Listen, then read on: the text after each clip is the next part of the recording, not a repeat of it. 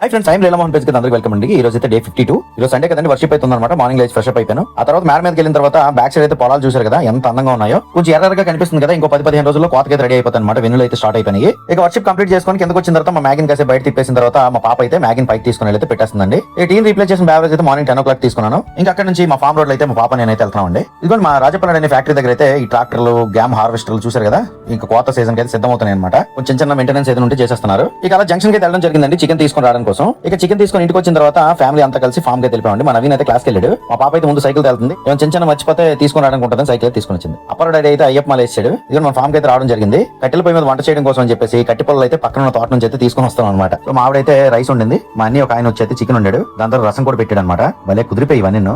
వర్షం అయితే పడుతుంది, ఓవైపు వర్షం పడుతున్నా పొయ్యి ఆరిపోతున్నా పట్టించుకోకుండా కనీసం పొయ్యి కూడా సైడ్ చేయకుండా అయితే మేము వంట అయితే ముగిస్తామండి. మన ఫామ్ లోనే బ్యాక్ సైడ్ అరటి చెట్లు అయితే ఉన్నాయి. అరిటాకులు తీసుకుని వచ్చి అరిటాకులు అయితే భోజనం అయితే చేస్తున్నాము.